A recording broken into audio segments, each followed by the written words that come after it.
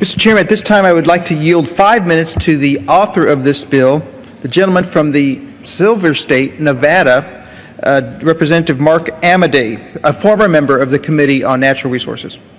Gentleman from Nevada is recognized for 5 minutes. Thank you, Mr. Chairman. God forbid we place dealing with bedrock American issues ahead of the culture of political cliche.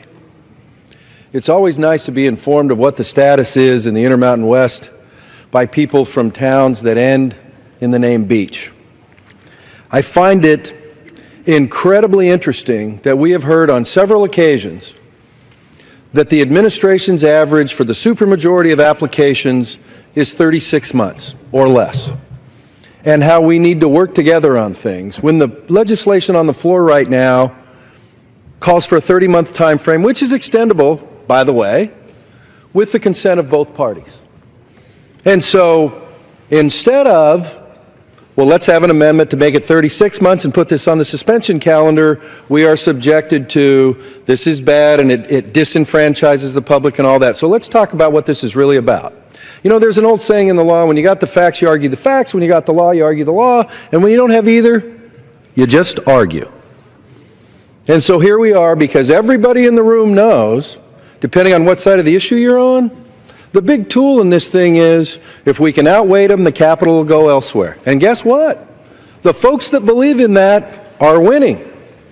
So when we talk about those bedrock American issues, things like jobs, things like public participation, you know, 30 months, that's longer than we get to hang out here after the people of our district give us their voting card.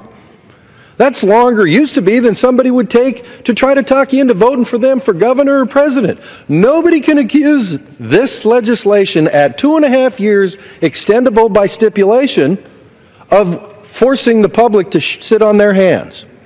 Jobs, participation of the public, balance of trade, that's not important.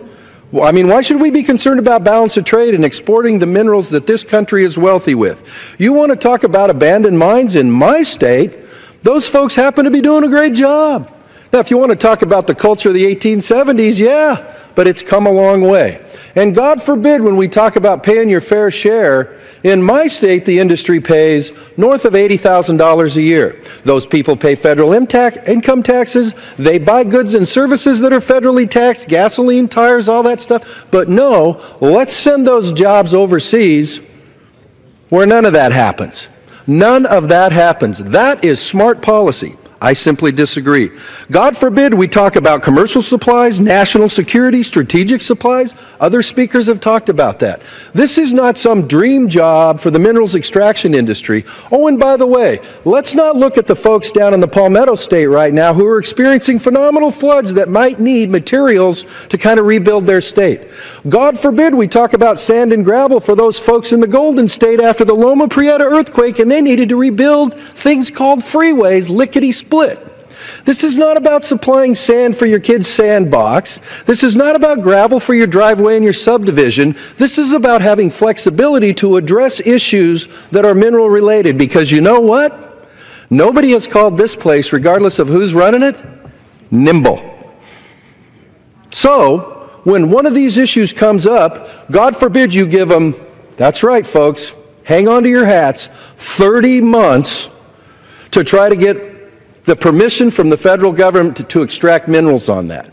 So with all due respect, what this is all about is, do you continue to let folks who are opposed to things try to starve them out, you know, and wait and wait and wait until the capital goes elsewhere?